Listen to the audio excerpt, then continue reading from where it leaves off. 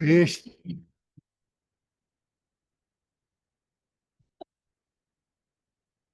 esse seminário ele está se encaminhando para o fim. Se eu contei bem, falta um seminário que vai ser apresentado por Márcia Zucchi, mas a gente ainda não conversou bastante sobre tema, etc, etc. Então, mas já deu para entender qual é o espírito desse seminário, em torno da ideia de que a orientação lacaniana é a orientação para ou pelo real, que foi o que abriu. A gente teve algumas direções muito precisas, né? Teve o que foi chamado de além da metáfora, teve o real e a realidade, teve a escola e o real. Qual foi mais outro? São esses, né? Não, não, essa. E hoje nós temos com Maria Silvia alguma coisa que parece estar meio no escanteio, mas eu acho que é central, é fundamental nessa discussão, que é comparação, uma quase dependência que Lacan explorou muitas vezes ao longo do ensino dele entre psicanálise e poesia. Então eu pedi a Maria Silva para se encarregar disso e ela fez um texto muito bem feito e ela vai nos apresentar.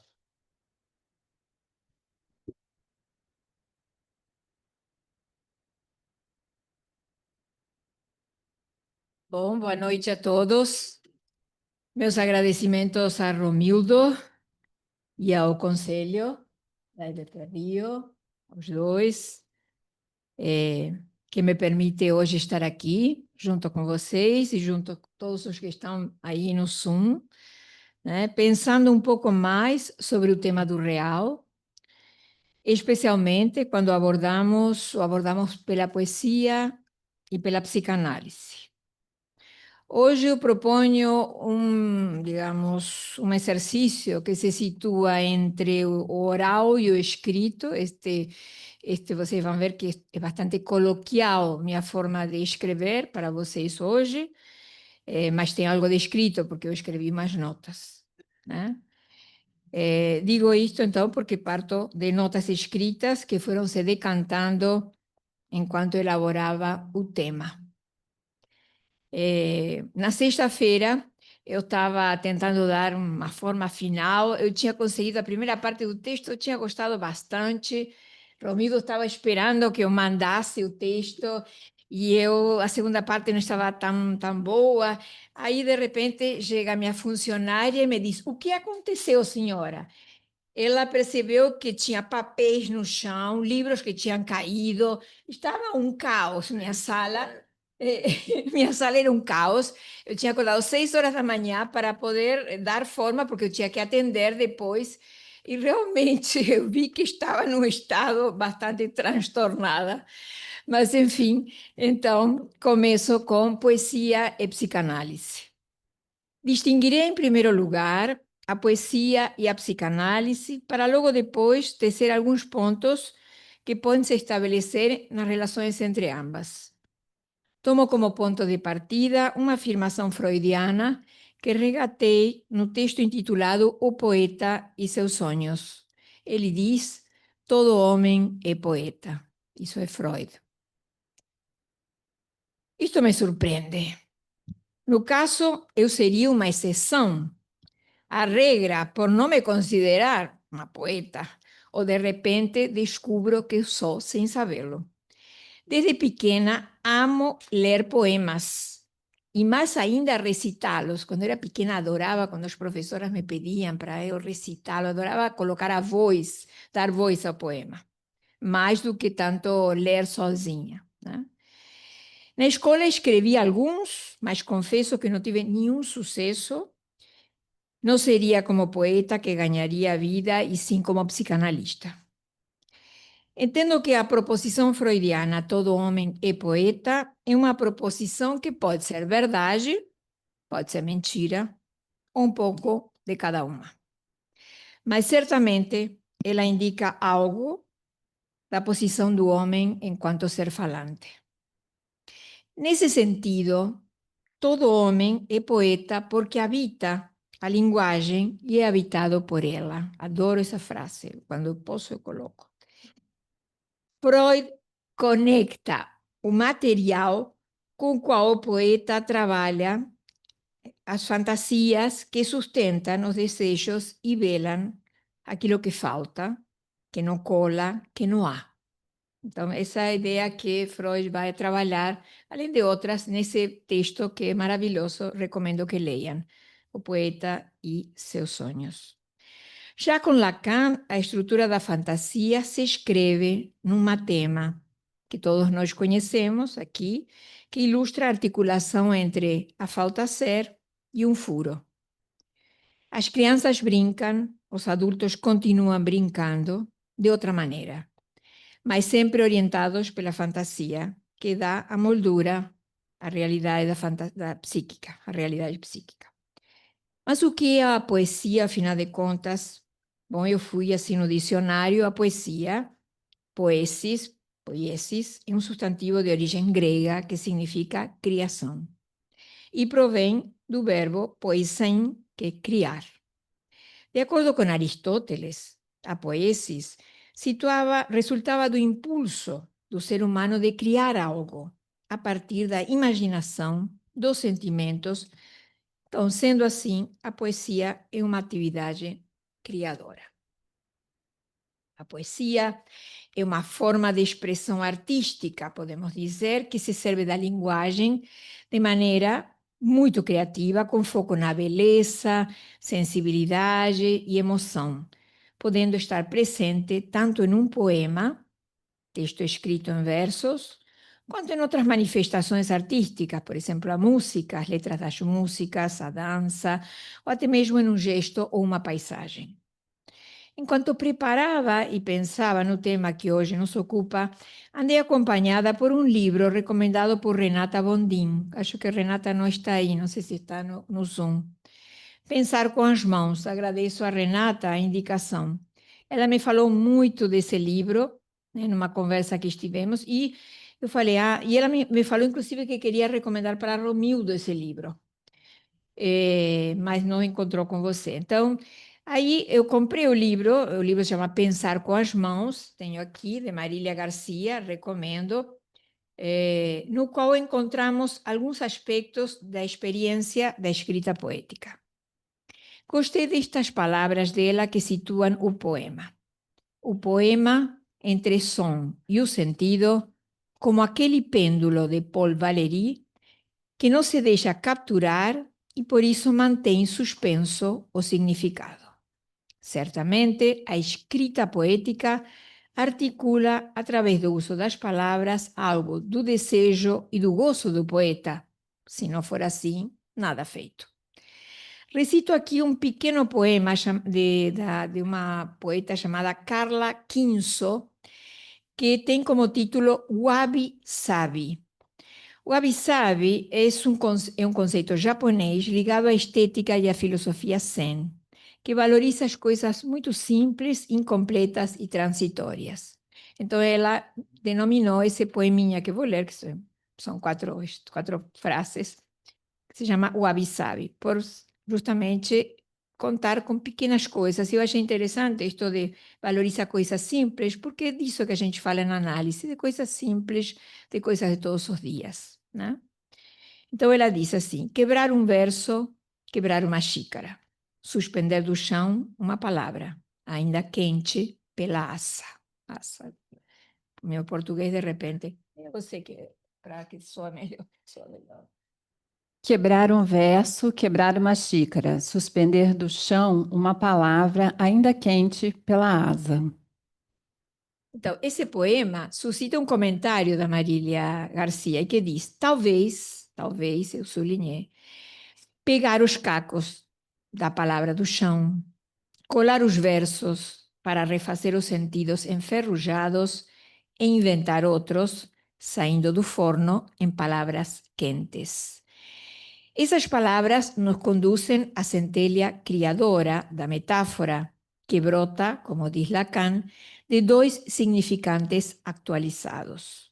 Ela surge entre dois, Esse entre também o sublinho. É entre um e outro que temos o que brota, né? Então, guardemos esse entre para o que vem depois. O segundo significante substitui o primeiro, assumindo seu lugar na cadeia significante, enquanto o significante oculto permanece presente em sua conexão metonímica com o resto da cadeia. Isto é Lacan na instância da letra. Uma palavra por outra, essa é a fórmula da metáfora. E caso seja você poeta, diz Lacan, produzirá, para fazer com ela um jogo, um chato contínuo ou um tecido resplandecente de metáforas. Caso sejamos poetas, quer dizer, nem todos somos poetas propriamente.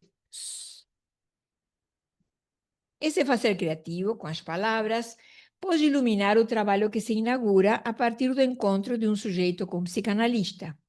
A invenção freudiana oferece ao sujeito a possibilidade de endereçar suas palavras ao analista, que, através de sua resposta, poderá promover um discurso do lado do analisante e sobre o qual intervirá de diferentes maneiras, produzindo, em algumas ocasiões, verdadeiras subversões na sequência e nos elementos que o conformam. Este trabalho de subversão incidirá sobre o corpo gozoso nas modalidades da satisfação que se alojam nos sofrimentos sintomáticos.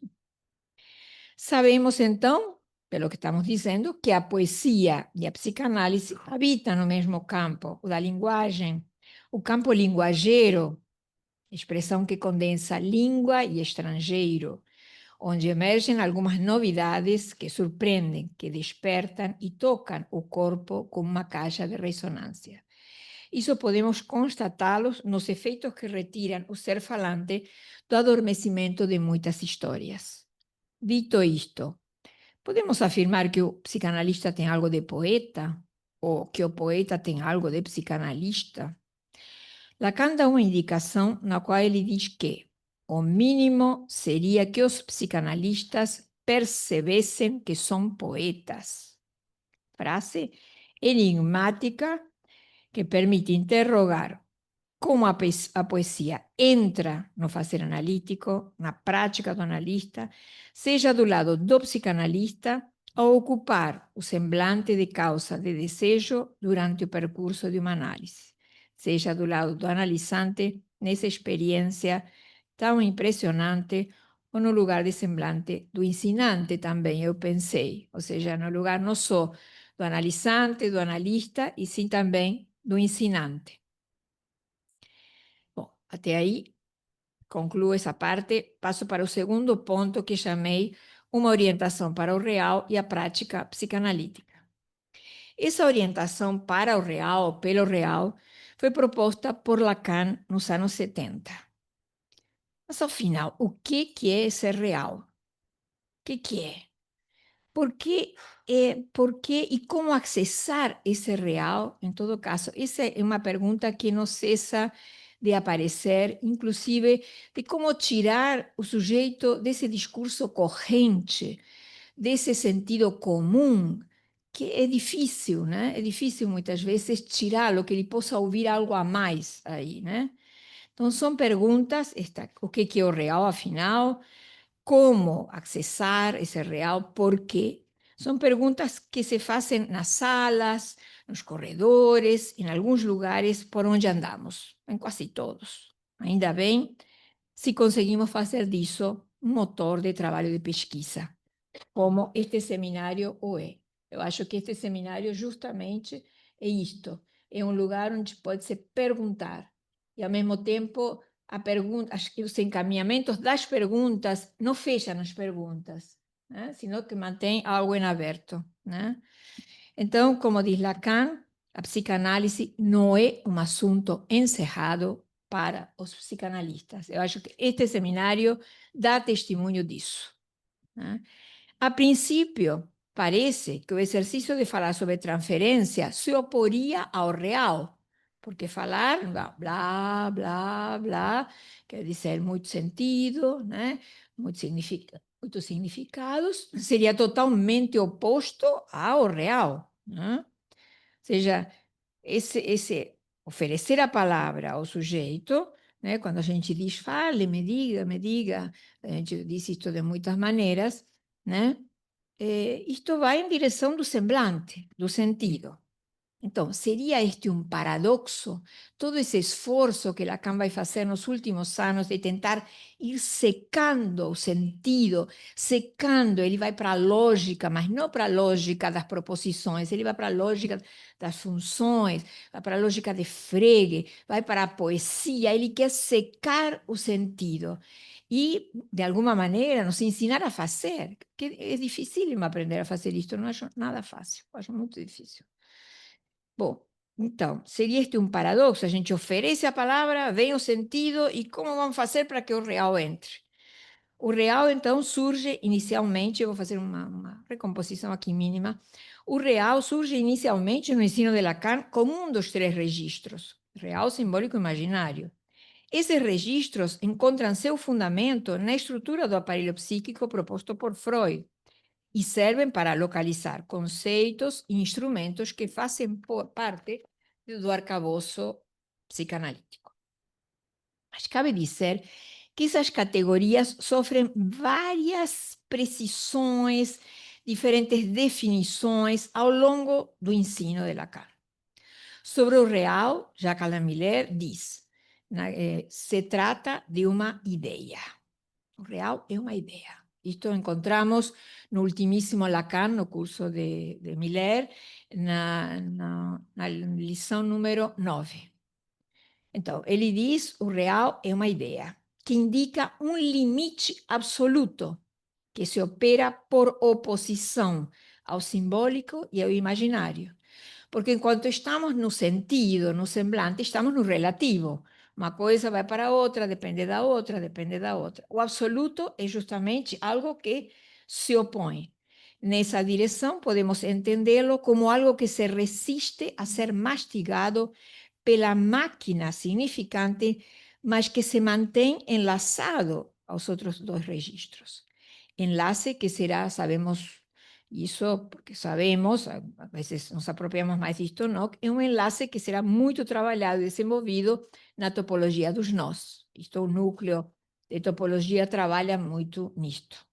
Assim, o real se opõe, se diferencia do sentido. O sentido tem função de velar, nós sempre repetimos isto, de tamponar o real que sempre está em jogo. Miller dirá que a ideia de real é um terminus ad quo, em latim, um termo a partir do qual se julga o sentido.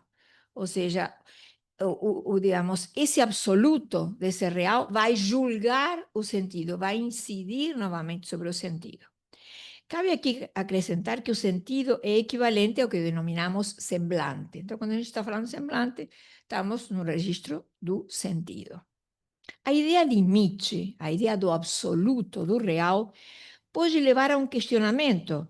Se o ser falante pode se sustentar fora do sentido, fora do semblante. Claro que não. Me parece que não nos sustentamos nem um instante no real. O real, a gente tem ele assim na contingência e nos suportamos muito pouco tempo e naquelas situações que se deduz como impossível. Mas a gente accede a ele através justamente da contingência.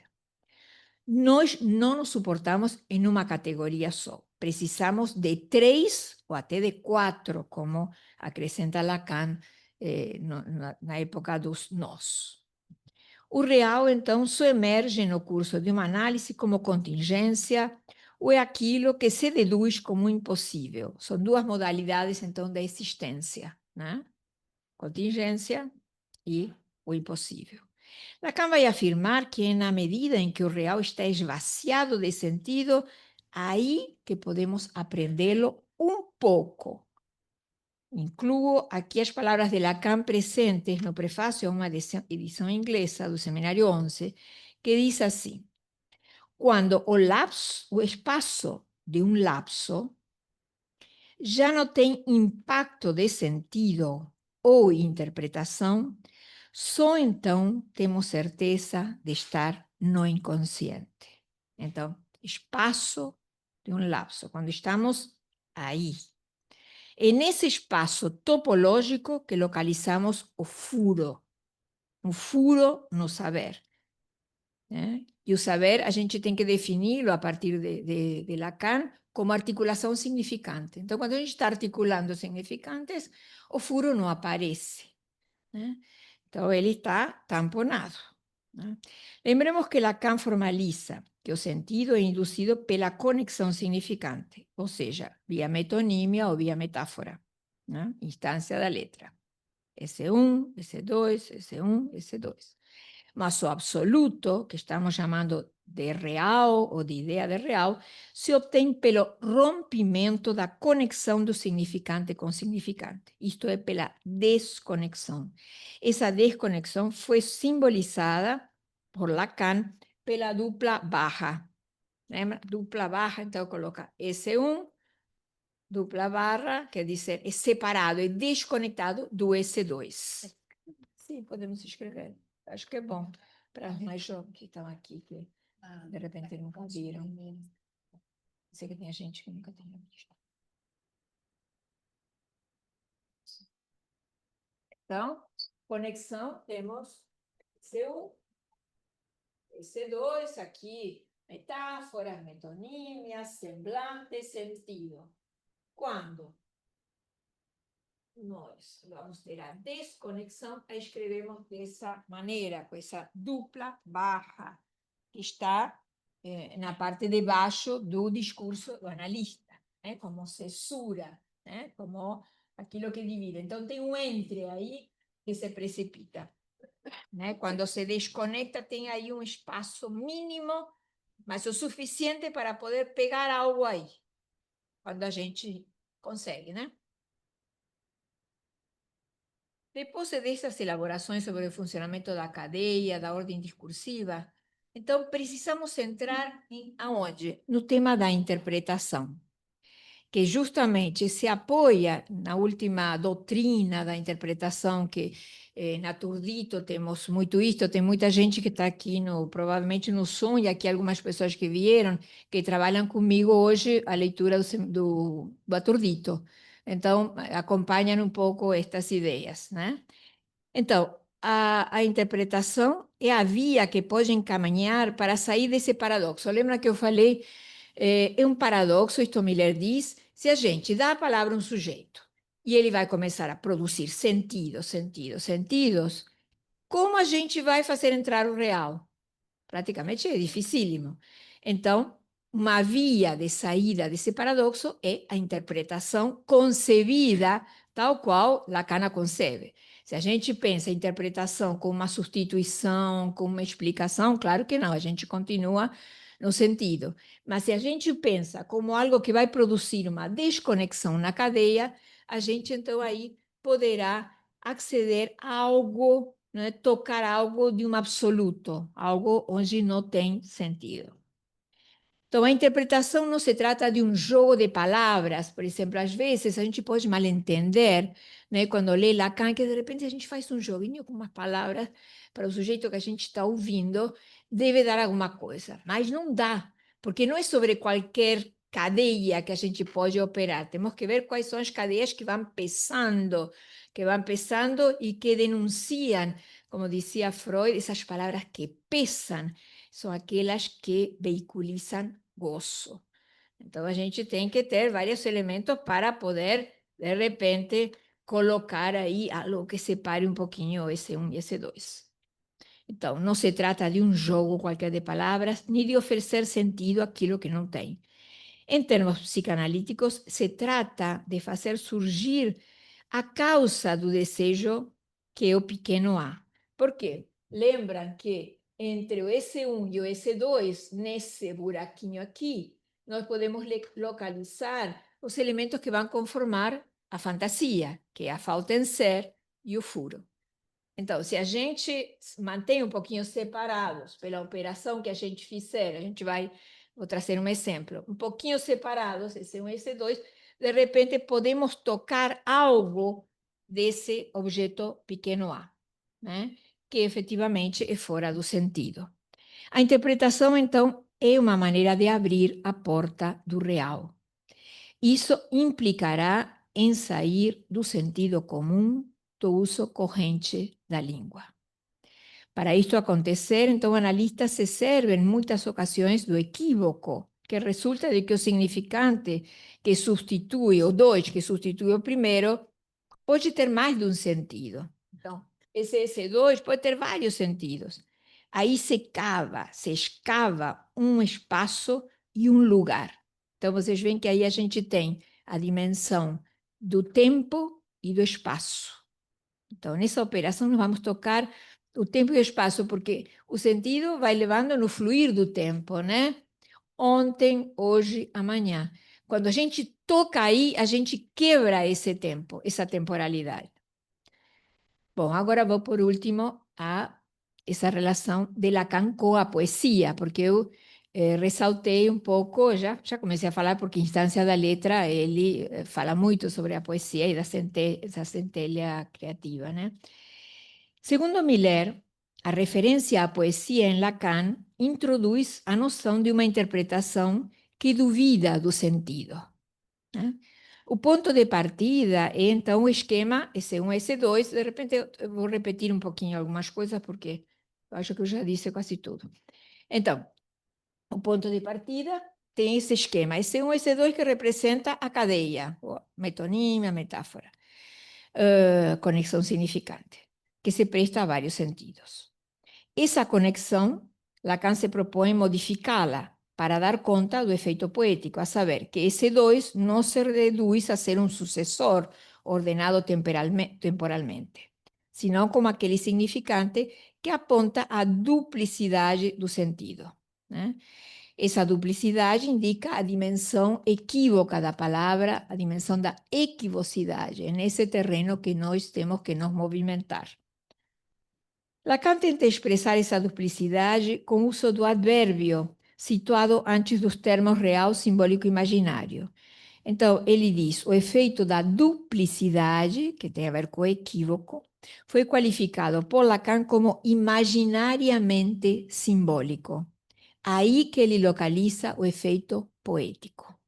Seria de um simbólico incluído no imaginário. Então, a poesia, segundo Lacan, então, se situa como no imaginariamente simbólico. Estou acabando aqui, falta um pouquinho.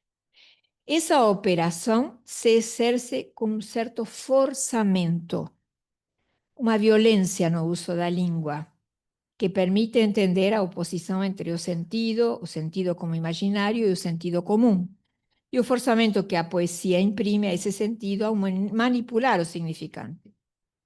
Miller diz que a poesia, pela violência que se exerce sobre o uso comum e corrente da língua a partir da manipulação significante. Aí a proximidade com a poesia. Aí, quem sabe, estamos um pouco mais próximos de algo do poeta, né? Eu coloquei assim, o analista coloca uma bomba no sentido, mas depois eu pensei, não, gente, eu escrevi isso aqui, falei, não pode colocar uma bomba, porque se coloca uma bomba, se destrói tudo. Ele não pode colocar uma bomba, ele coloca uma pinça, algum instrumento que separe um pouco esse um e esse dois. No sentido, ou uma tesourinha também, né? Uma tesourinha com corte, na conexão significante, produzindo uma violência. A gente produz uma violência sobre o discurso que estamos ouvindo, né? Porque, por um instante, um significante fica sozinho, produzido por essa violência, se separa, né? O S1 do S2, então o S1 fica um pouquinho sozinho. Violência que leva a fazer a experiência do efeito do furo, de estar na borda do buraco, onde pode estar alojado e fixado o gozo que faz sofrer. Podemos dizer que é através dessa manipulação significante que é possível produzir mudanças na forma de gozo. Então, eu não me lembro se é Lacan ou se é Miller, Freud que diz Lacan. Sim, é Freud. Só um instante, o leão só salta uma vez. E temos que pegá-lo rapidamente, porque senão ele volta a se recolher e as coisas continuam onde estavam. Então, vocês veem como tem uma certa violência, porque o leão é uma figura violenta, né? Ou seja, essa ideia de violência está aí. Ele, digamos, creio que encaminhei um pouco a pergunta inicial. Chego à conclusão de que o ponto em comum entre o poeta e o analista se localiza nesse exercício de violentar a língua, se servindo da equivocidade. Ambos o fazem por motivos diferentes, né? O poeta realiza algo de seu desejo, de seu gozo, de trabalhar com a língua, em produzir e produz essa violência.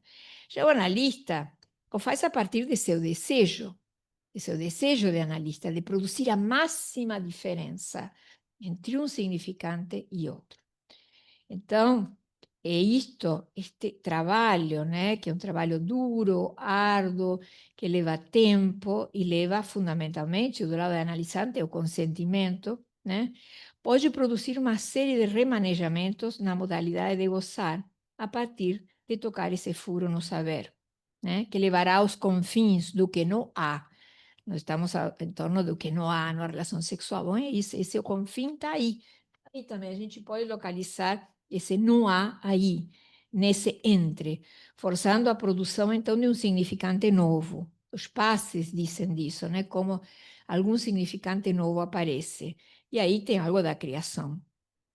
Uma pequena vinheta clínica de Patrick Monrivaux, vocês encontram no Arquivos 89, me parece.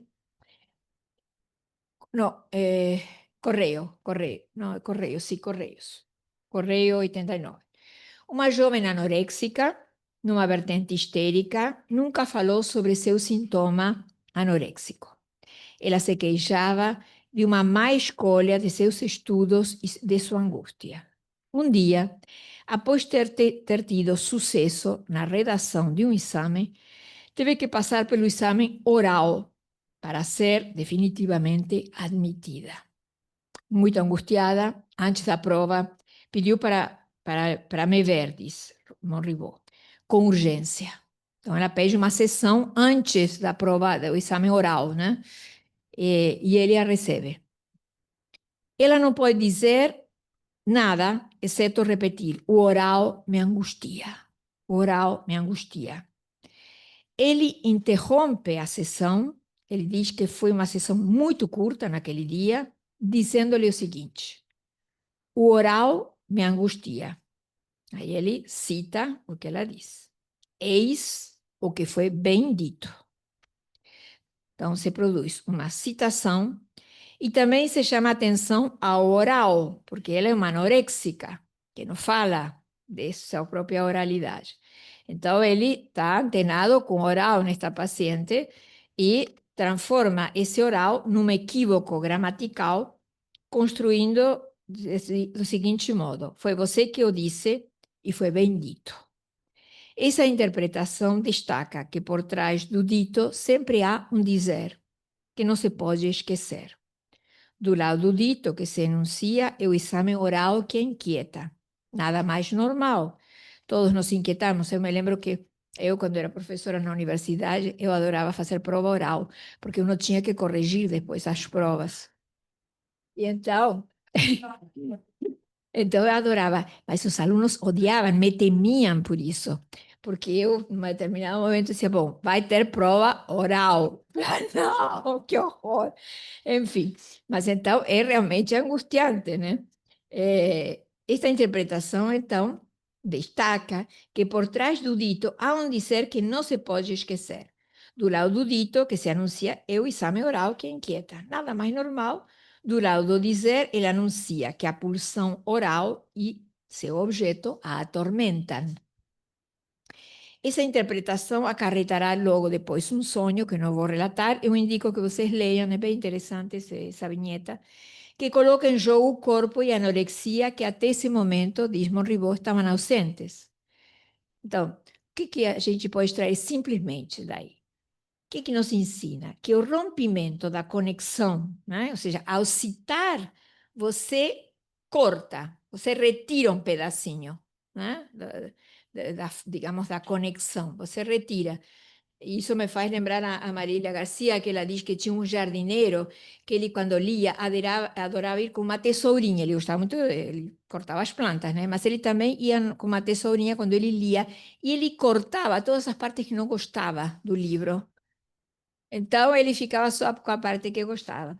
Então, nesse caso, ele, de alguma maneira, a citação é um cortar, né, que rompe a conexão, né, e, ao mesmo tempo, o equívoco é ouvido, ao ponto de ela poder começar a trabalhar isto que estava em jogo, né, que tinha a ver onde se localizava o furo do saber, um objeto oral. Podemos discutir. Agradeço demais.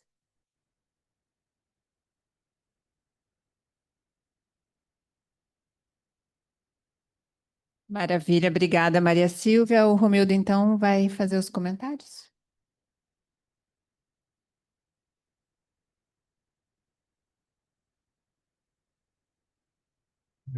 Eu queria agradecer a Maria Silvia de ter nos trazido ideias de muita importância nessa aproximação entre poesia e psicanálise, que não é fácil de fazer.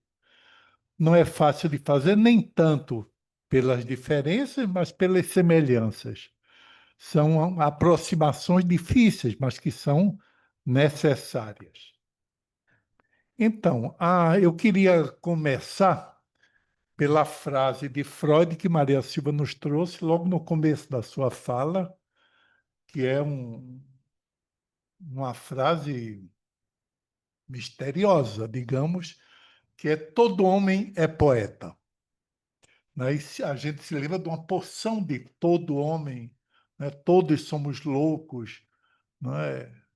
Enfim, a gente seria capaz entre Freud e Lacan, de citar uma dezena de, vamos chamar assim, de generalizações. É generalização, mas ao mesmo tempo paradoxal, não? A gente pode tirar algumas consequências dessa frase, sobretudo porque ela vai contra o senso comum, não é?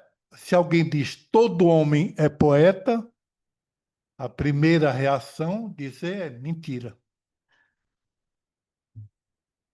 A gente normalmente diria que alguns homens são poetas, outros não são poetas. Por exemplo, Manuel Bandeira é poeta, eu não sou. E a gente daria 1 milhão de explicações diferentes para essa diferença entre os que são e os que não são, talento, estudos, trabalhos, etc, etc. Então, se não é a qualidade de ser homem que garante a generalidade de ser poeta, é a linguagem que garante essa generalidade. Não é por serem homens que todos são poetas, isso é evidente na experiência, mas o fato de estarem, né, como Maria Silva nos explicou, de estarem submetidos à linguagem. Se só há homens quando submetidos à linguagem, e se a poesia parte da sujeição à linguagem, todo homem é poeta. Não é? Tem uma demonstração possível dessa frase de Freud. Na linguagem, como Lacan escreveu na instância da letra, existe uma polifonia. Você sabe o que é polifonia? A música polifônica, você tem baixo, tenor, soprano, contralto, etc. Existe uma polifonia.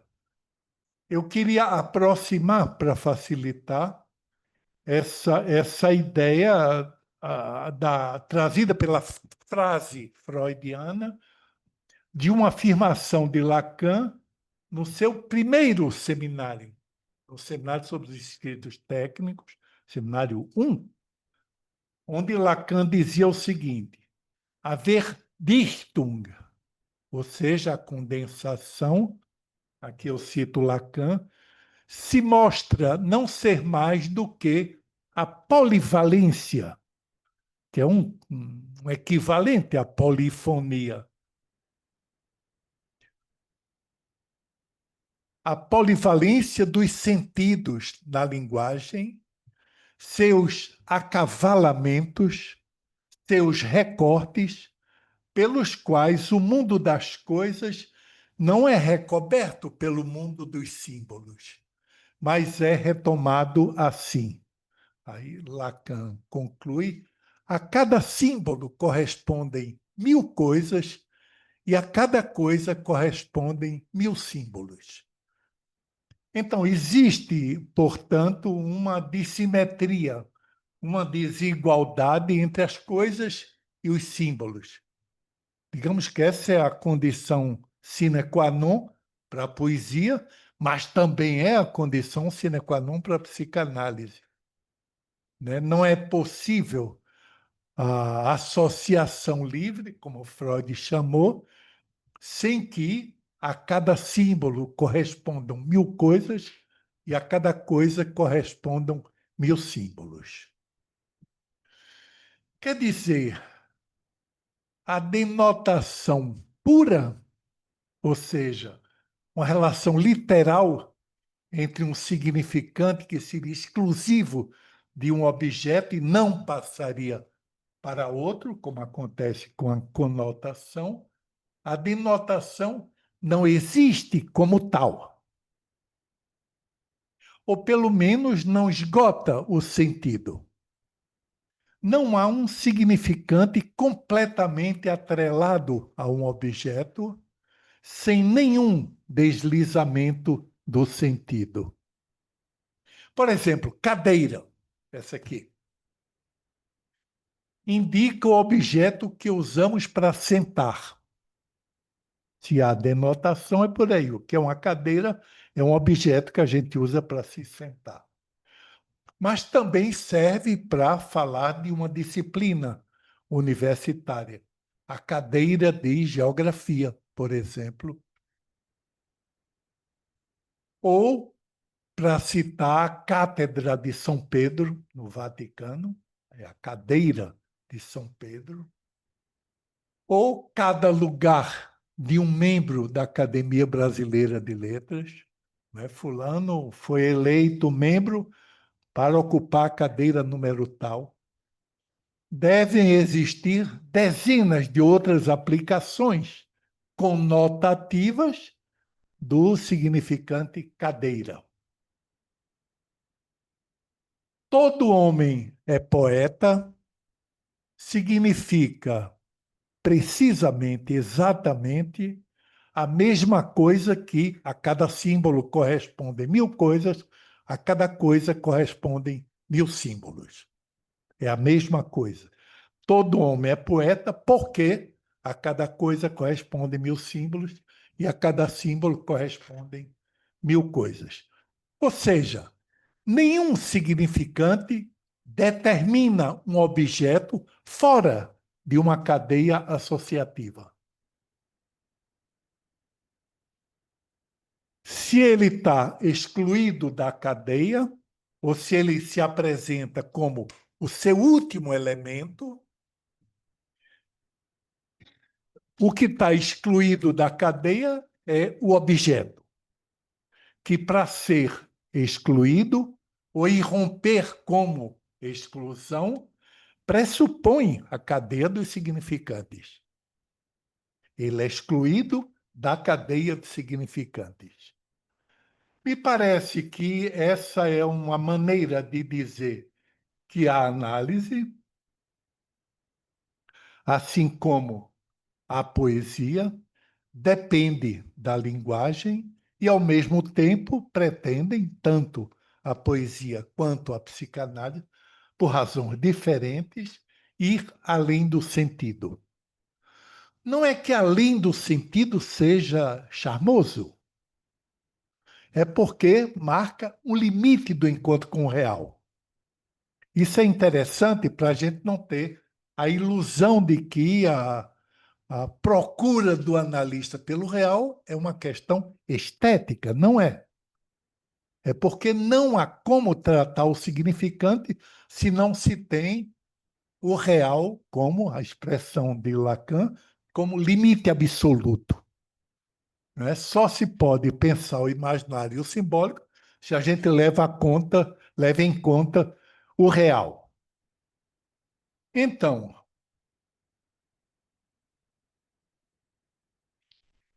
o real na experiência analítica talvez seja mais claro do que na experiência poética, é um encontro. Quer dizer, não é que se goste do real, não é que a gente vive louco atrás do real, mas é que o limite da cadeia associativa é sempre alguma coisa que não tem sentido. Tá? Vocês se lembrem da... Eu estou me lembrando que eu escrevi sobre isso, a palavra rato para o Homem dos Ratos. Ele cita uma porção de correspondências metonímicas, a gente diria, da palavra rato, e no fim ele chega à conclusão que ele é um rato. Uhum. Tá? Então, quando ele muda de registro, digamos, dessa sequência imaginário-simbólica, rato como rato de jogo, prestação, enfim, vocês vão ver lá, existe uma meia dúzia de sentidos para a palavra rato. De repente, ele tem um encontro com o real, que é a lembrança de que ele, quando era criancinha, gostava de morder. Existe muita criança que gosta de morder. Não é? Ele gostava de morder e alguém disse que ele era como um rato.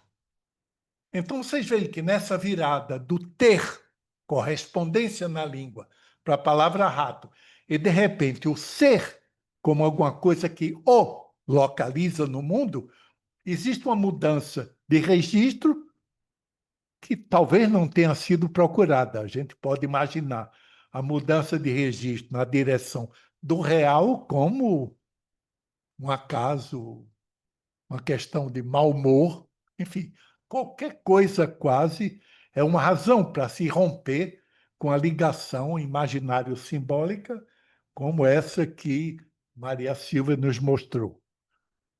Então, eu queria insistir nisso, isso me parece muito importante. Não é porque o real está na moda, talvez ele esteja, mas não é por isso que a gente deve se ocupar dele. A gente deve se ocupar dele porque o sentido, a busca do sentido, não basta para a psicanálise. É uma questão, eu diria, quase prática, quase pragmática. Quando o real irrompe, o sujeito tem a experiência de um registro que não estava convidado para entrar em cena, o real. Ele aparece como exclusão daquilo que constituía o trabalho do analisante. A associação livre, não é o S1, S2, 3, 4, 5, enfim. Não é? De repente aparece alguma coisa que não está dentro do espaço de sentido. O que é interessante é que Lacan ele diz, em alguns lugares, eu me lembro do seminário RSI, quando ele diz todo sentido é religioso. Então, é esse o combate da psicanálise. Então, não é de ordem estética o trabalho do psicanalista na direção do real, mas é de ordem ética. Quer dizer, se ele não busca, ou se ele não dá conta do encontro com o real, ele está com os dois pés na religião. Não é que é um dos combates principais de Freud e de Lacan. Tá bom, é aí.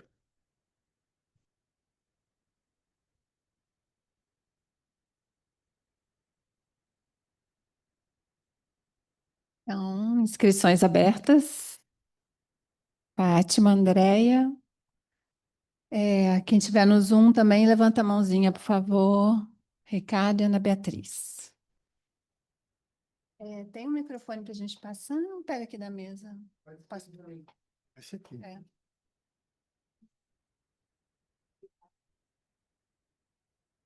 Queria dar os parabéns para Maria Silvia e Romildo, ambos trabalhos ótimos. E eu fiquei com uma questão assim retumbando na minha cabeça quando se fala sobre essa frase do Freud, todo homem é um poeta, né?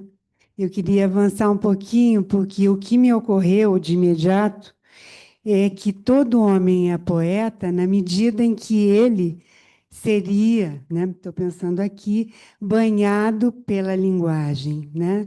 Quer dizer, desses resíduos que ele recolhe, desse banho, que é a língua, né? Que Lacan trabalha, é disso, né? Isso, vamos dizer, isso seria algo da ordem da poesia, né? Esses resíduos que não estariam dentro, né, de uma articulação S1, S2, que seriam, por isso que Lacan situa que a direção do tratamento, né, em psicanálise vai para a poesia, né? Vai para a poesia porque tenta situar nesse final, vamos dizer assim, dessa experiência, isso que é da ordem, né, desses significantes assemânticos, que é aquele corte ali que Maria Silvia, né, separou S1 do S2. Então, eu fiquei pensando se a gente pode tomar por essa dimensão, essa leitura, né, desse banho dos significantes, né, que se marca o corpo, e é disso, né, que se pode trabalhar, vamos dizer assim, para recolher esses significantes no final de um processo analítico. Isso é poético, né? E que não tem a ver com a beleza, que não tem a ver, como mesmo o Romildo situou, mas que tem a ver com a ética, né? Então, me parece que isso é importante. Obrigada. Quer dizer, como você se interessa, que eu sei, pela poesia, não é à toa que o estudo dos poetas em psicanálise se dirige basicamente aos simbolistas e surrealistas, que foram poetas que pouco se preocuparam com a beleza, né? Você vê jamais um lance de dados abolirá o acaso, tem pouquíssima beleza, né? Tem a tradução de Haroldo de Campos, mas você vê que a questão é outra, né? Os simbolistas a mesma coisa. Quem é? Eu queria retomar um ponto do que a Maria Silvia trouxe, porque eu acho que tem uma precisão clínica que para esse tema é super importante para a gente. Quando o Romildo fala do deslizamento, isso que ela desenhou ali com a dupla barra, essa soltura necessária para a gente não ficar agarrado, né, no sentido, nem preso no sentido comum, esse efeito de traumatizar, tem alguma coisa que me parece da maior importância, que, apesar de serem mil coisas e mil sentidos, não é qualquer. Acho que a Maria Silva pegou nesse ponto, que é o que faz justamente a diferença do trocadilho para a poesia.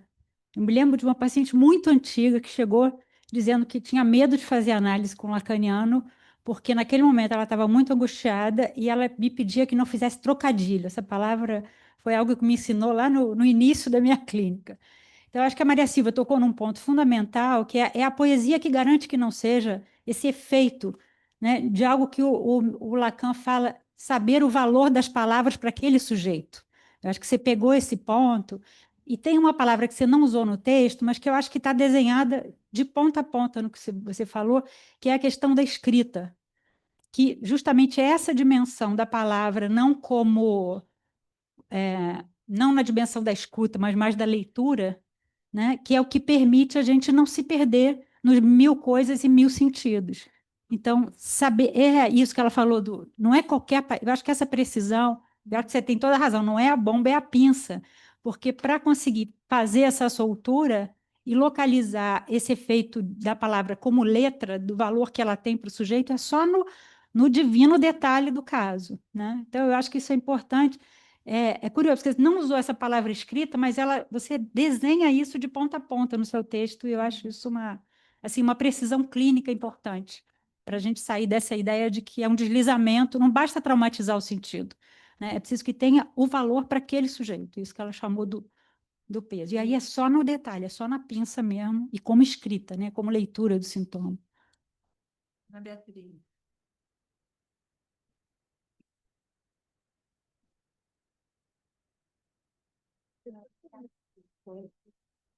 Passando o microfone. Não, eu ouvindo vocês, todo homem é poeta, e me lembrei do Paulo Vidal, que lembrava que Lacan dizia que ele não era poeta, mas ele era o poema, que para mim é uma frase muito enigmática. Eu queria ouvir a opinião de vocês, o que vocês pensam sobre isso. Como se ele encarnasse, talvez, o próprio real da poesia. Não sei, para mim é enigmático. Me lembrei do Paulo, ouvindo vocês.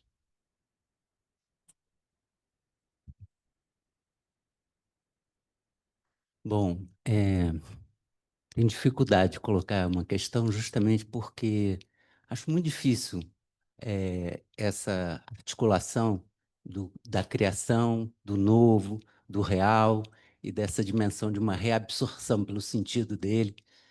Então, primeira questão que eu vou tentar aqui botar algumas questões quando você colocou, porque quando você fala, em Maria Silva, que aliás adorei seu texto, de que o Freud pensa essa frase, todo homem é poeta, ou seja, eu entendi a partir até do que o Romildo colocou, que não existe possibilidade do sujeito sem a advenção de um significante novo, né? Sem alguma coisa que seja novo ali, porque o próprio, se ele não for novo, se ele for absolutamente absorvido pelo sentido, o próprio sujeito desaparece, né? Pelo menos assim eu entendo. E aí eu fiquei pensando um pouco na frase também do Freud, que ele diz, não cabe, não é aberto, não cabe a todo sujeito a possibilidade de sublimar. E para mim, sempre essa questão do novo e da sublimação, elas estão sempre muito intimamente relacionadas, sobretudo porque eu acho que seu trabalho mostra muito bem essa questão de que a questão do novo, esse paradoxo do novo ali, a partir da metáfora, e justamente essa questão que a gente já discutiu aqui, de uma necessidade do para além da metáfora, da criação de um objeto, de elevar um objeto à dignidade de coisa. Então, são questões assim que eu fico muito... para mim, muito difícil, por exemplo, se uma análise implica na criação de um significante... Se a criação de um significante novo é alguma coisa da ordem da sublimação.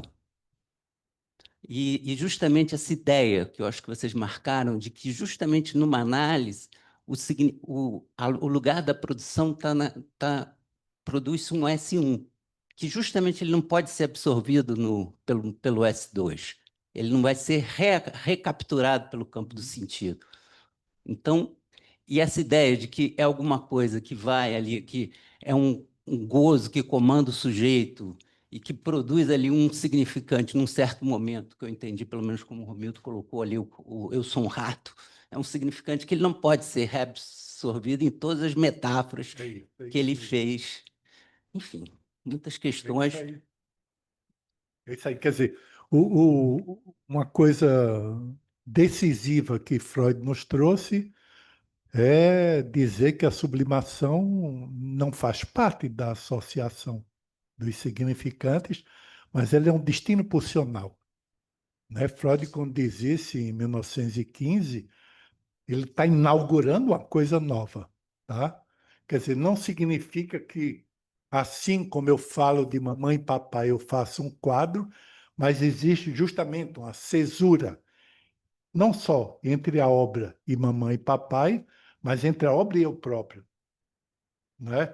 Essa, quer dizer, essa como apresentação do registro real, é difícil achar coisa melhor, né? Quando Freud fala justamente da sublimação. Então, se faz uma denúncia do imaginário simbólico na direção do real, é sob a garantia de que existe a criação de um novo imaginário. Ninguém habita o mundo sem sentido, mas a alternativa não é ser religioso. Então, é aí que me parece que se encontra a riqueza da ideia freudiana dos destinos pulsionais, né? Que não querem dizer criação a partir da associação livre, mas justamente uma obra que vem da ruptura com a associação.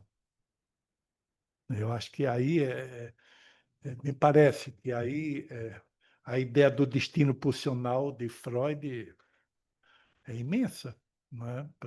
Justamente para responder esse real que só se apresenta como irrupção e não como continuação ou como lindo horizonte com arco-íris e tal. Não, é uma ruptura. Mas é uma ruptura que prevê uma recriação imaginária simbólica. Disso você não sai. Não vai sair, ainda bem.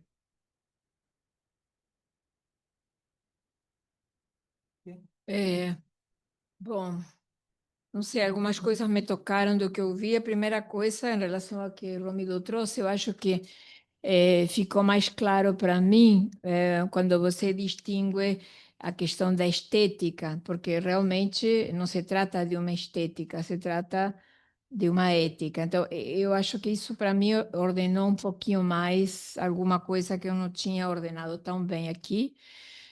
Agradeço, eu acho que isto me serve. Em relação ao poema, não tenho a menor ideia por que Lacan se pensava um poema, sei lá, por que razões. Porque o poema é o que produz um poeta. Agora, por que ele se dizia poema? Se ele foi produzido por alguém, vai saber. Agora, sim, Seja objeto, não? O objeto que causa. Eu pensei por aí, mas não sei. Não, então, sim, poderia ser, poderia ser. Eu trouxe essa outra frase que ele diz que o mínimo seria que os psicanalistas percebessem que são poetas, que é outra frase dele. Aí os psicanalistas poetas, né? Agora, em relação à sublimação, não vou me meter nisso, não. Eu acho que o Romildo disse bastante bem sobre esse assunto. Em relação ao novo, assim, porque às vezes o que se produz numa análise não é tanto um significante novo, senão é um uso novo de um significante que já estava lá e que, né? Então, na medida em que se produz esses efeitos, essas desconexões, esse tocar o real, que é um convidado de pedra o real, na verdade, né? Ninguém quer convidar o real, né? A gente quer ficar no sentido, claro, é mais confortável. É incômodo visitar o real, a gente vai meio forçadamente e às vezes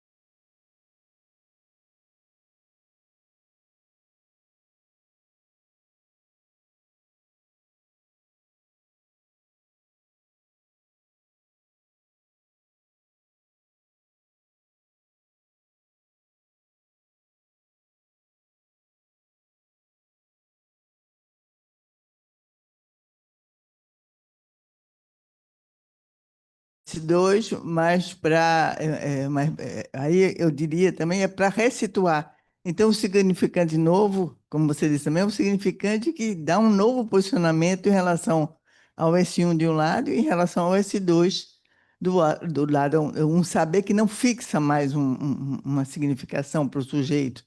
Quer dizer, como no caso do Ratos, quando na série do rato entra ele como rato, se isso faz ele colar com o rato, é a destruição dele e talvez que Lacan diz do final da análise dele, né? Quer dizer, mas enfim, é preciso que essa ruptura aí restitui, quando ele diz eu sou um rato, já não é o que ele diria sem essa ruptura, sem esse lapso, que esse lapso não é só no final de análise, esse lapso, vamos dizer, é o que a gente tenta promover a cada sessão. Então, também tem essa coisa do poema, que sempre me intrigou. Eu não sou poeta, sou poema, analista como poema. Se o analista não é o efeito disso que se institui como esse corte aí, esse duplo corte, é que faz que o analista tenha outra posição. E outra posição, mesmo quando ele é a causa da associação livre. Quer dizer, então, a gente precisa sempre ressituar o que é associação livre no análise. Não é só ficar ligando um significante com o outro, rememorando aqui e ali, mas é um tipo de associação que depende de um posicionamento do analista.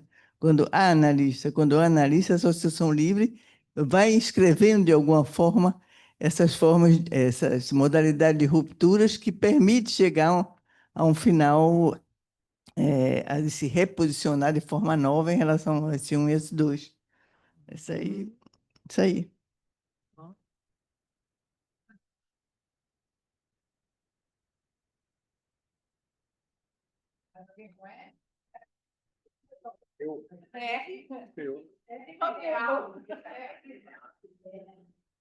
Oi. A partir até das questões que colocaram já, mas eu fiquei pensando uma questão que sempre aparece para mim, que a partir muito do texto do Miller, da invenção psicótica, porque, quer dizer, quando Maria Silvia fala da criação, e aí eu também me remeto ao Seminário 7, quando Lacan fala da criação ex nihilo, do nada, né? E na invenção psicótica, o Miller fala muito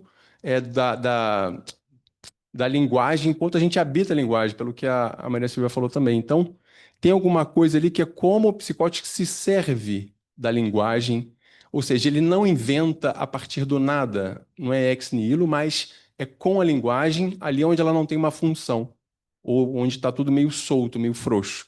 Então, a partir disso, ele consegue inventar, digamos assim, uma nova função para o significante. Então, eu fiquei me perguntando se me parece que a gente está muito num referencial, digamos assim, neurótico, né? Do encadeamento, etc. Mas pensando aí pela referência da psicose, quando a gente é habitado, digamos, muito mais habitado pela linguagem do que poderia ser, digamos assim, pela psicose, né? Tomando esse referencial, quer dizer, qual seria o referencial do real aí, né? Digamos, na pinça, né, como você disse, né? Assim, o que seria aí a pinça no real quando a gente toma por esse referencial, né?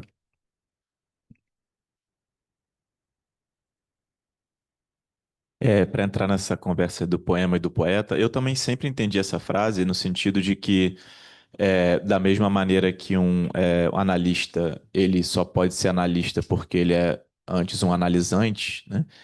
Também, de alguma maneira, só é possível ser um poeta porque se é um poema, né? Então, assim, nesse sentido, realmente, de que talvez a ideia só do poeta pode parecer alguém que manipula as palavras, né? Ao passo que o poema, acho que é, traz de forma mais evidente o quanto que alguém é marcado, constituído por isso, né? E não só faz disso um fazer, né? Aí, isso aí me permite colocar a pergunta que eu queria, que era, quando o Romildo diz, né, que o efeito de real, ele sempre prevê ou condiciona um ressurgimento, né, do imaginário do simbólico. Acho que isso é bem claro, né?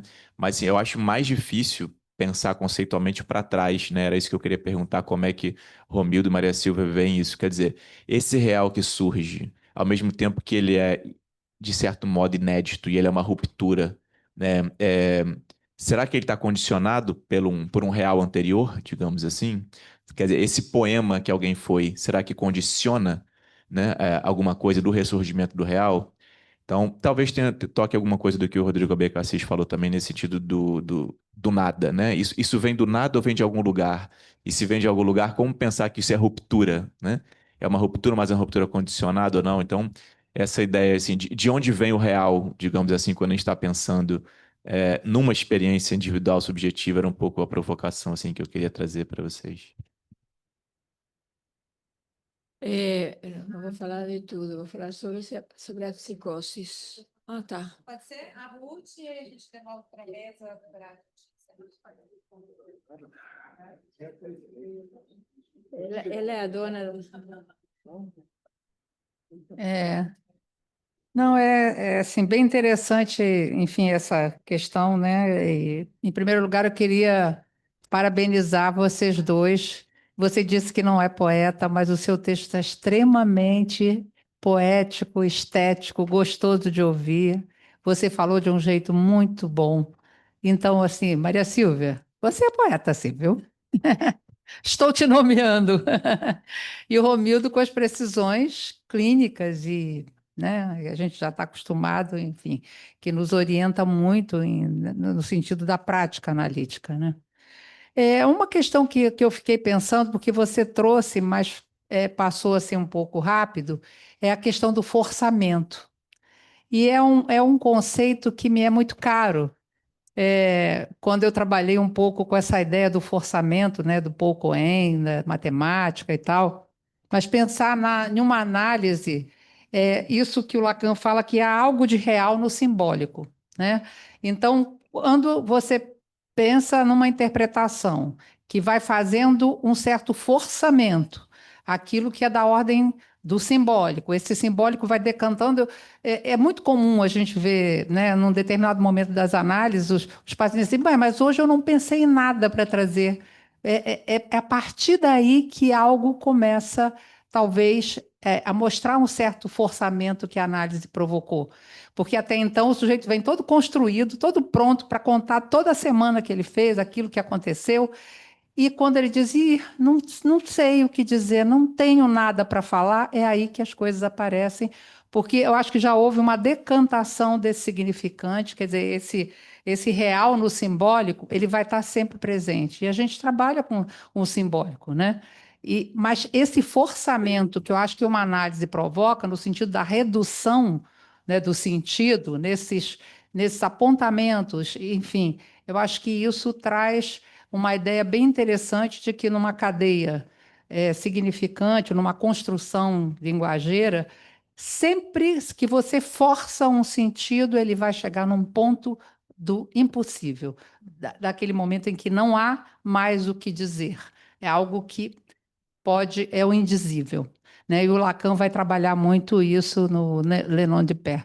Então, eu acho que é bem interessante essa ideia do forçamento, que eu acho que você tocou, Maria Silvia, e que eu acho que é o que acontece, pelo menos que eu vejo na maioria das análises, né?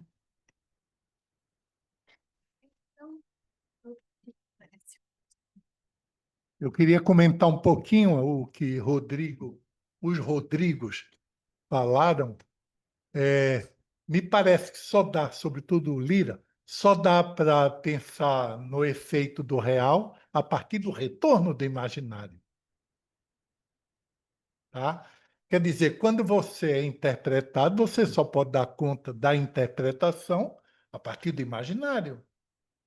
Então, bom, dois, mas talvez não seja o mesmo imaginário que ameaçou de se romper e conduziu o sujeito para análise. Então existe uma mudança na realidade como efeito da irrupção do real. Mas a gente não pode, me parece, perder a ideia de que existe no horizonte um novo imaginário, já que você não pode dar conta do real como real. Seria nem religioso, seria, nem sei. Isso tem a ver um pouco com o que a Beca Assis estava falando, me parece. É interessante, Romildo, isso, concordo com essa ideia, é um bom encaminhamento para o tema do Rodrigo. Eu vou falar um pouco mais com Rodrigo Abecassis, porque você trouxe o tema da psicose. Por exemplo, eu pensei, aqui tem alguns alunos que estão trabalhando comigo, o caso do venho do salsicheiro. Então, certamente aparece aí um significante desencadeado, um significante fora da cadeia. E quando ele aparece fora da cadeia, que é a experiência da psicose, ele aparece como significante no real. Mas não é a mesma operação que a gente faz aqui. Quando a gente conta com a cadeia e a partir daí opera, faz essa operação de corte, de separação. Aí o significante aparece totalmente separado, como um S1, que não conversa com nada, né? E que se apresenta ou numa voz que diz o tempo todo a mesma coisa, ou numa frase, o que for, né? Então, bem diferente o trabalho do analista aí, a resposta. Aí a resposta, por isso eu digo, temos que ver que significantes pesam, em que cadeia a gente está trabalhando, se há cadeia, se não há. Tudo isso vai nos orientar para como vamos a operar. Ou seja, precisamos dos 3 registros. Não podemos trabalhar com um registro. Isto está plenamente dito. E não nos sustentamos nunca no real. O real é impossível se sustentar aí. Exatamente. Estou dizendo, o real não é um lugar, é uma irrupção. A A gente, gente não pode perder isso de vista. Para não a gente idealizar o real seria o cúmulo. Lacan força a barra quando diz o espaço do lapso. Então, pareceria que aí há algo, e ele diz, aí estamos no inconsciente real. Parece, porque aí não se comunica com nada. Real, né? Não é inconsciente. E depois ele fala real mais embaixo. Mas esse é o texto. Essa frase é o Não. inconsciente. Não, isso Então, é fundamental. É fundamental, né? Se existe um lapso no uso da linguagem, né? sim, sim, sim. Exatamente. Bom, tá bom por hoje, né? Vamos descansar.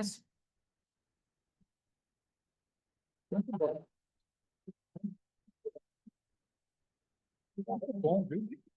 Bom,